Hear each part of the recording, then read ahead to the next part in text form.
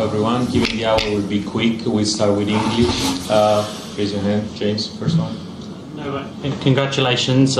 You sounded a little bit under the weather earlier in the week. I don't know if you're still feeling the effects. Did that have an impact on your physical condition? And when you say you're still physically searching for yourself, I think you said on court. Yeah, I mean that's what I was referring to. Maybe I didn't express myself, but yeah, I did. And I am a bit under the weather last 4 or 5 days. You can probably judge by my voice, but look, it is what it is. You know, you just have to try to deal with it and get over it and accept the circumstances and try to make the most of it. I mean,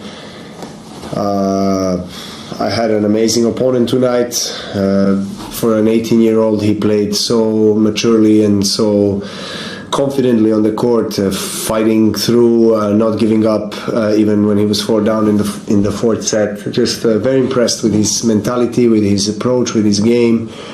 I hear a lot of positive stories about his discipline, his dedication to everyday routines that are making him so physically strong already at 18 and successful.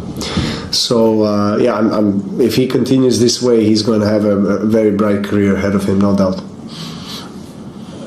When you're in a match like that gets complicated, how much confidence do you draw from your record at this event? Just knowing how many times you've won on that court, how many times you found a way on that court. I mean, I think it's probably more helpful at the beginning, as it was the case today. He made some double faults in the first game. I broke his serve, and you could see he was nervous. And I think it helps at the beginning, really, to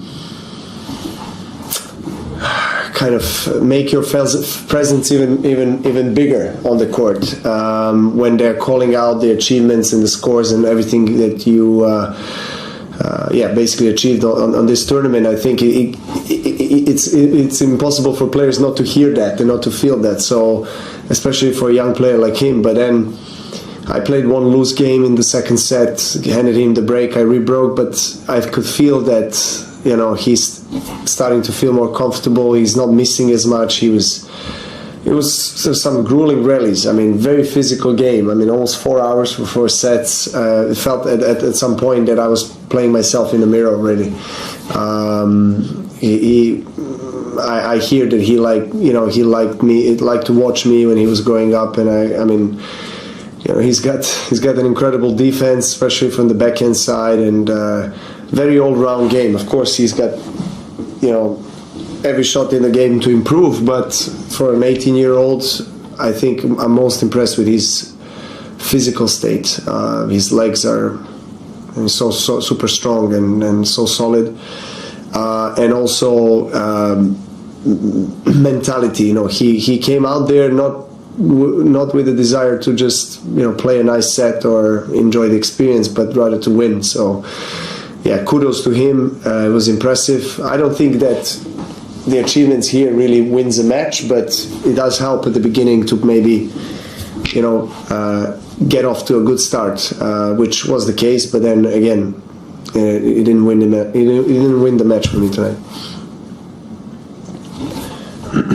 That you have a little extra recovery time and you haven't been, you're not feeling your best. Like, how do you sort of plan the next 2 days? Will you actually take some time? Well, I will discuss with my team tomorrow, see if I maybe skip practice tomorrow, tennis practice, and maybe do some light work, gym, you know, jog, and, you know, some specific exercises that just to keep my body in shape.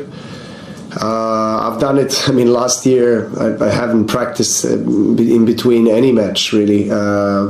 It was different circumstances because I was injured, but I think now with 2 days it's quite useful after playing 4 hour opening round. But so let's see how I wake up tomorrow, and then we'll play it by ear. Last one in English. They're trying out a new policy of letting people from the crowd into the stadium between each game. I think I heard you make some comments about that. What are your thoughts about that? I did not know about that new policy or new rule. Look, I mean, I understand the motive behind it. You know, is to enhance and improve the experience for fans, right? So we do play for fans. We want fans to have a great, thrilling experience of being out on the court. And like Tiafo, for example, was one of the players that was saying that we should let people, like in the other sports, freely walk and talk during matches. And it's hard, I must say, that I understand that and I support it to some extent, but at the same time, you know, all my career, all my life, I've been used to some kind of atmosphere, and then when that changes, you know, it kind of messes up, you know, it distracts you a bit. So today we lost quite a bit of time when they were letting people in to come to their seats, even though it was not a changeover. We would wait, you know, my opponent would wait for them to have, you know, to sit down. So it was dragged a lot. So I don't know if it's really the best rule, but I do understand that from a tournaments and fans perspective, it's probably better because they don't want to wait. They want to come out, they want to enjoy every single point. So I'm kind of divided between the two in a way. Thank you.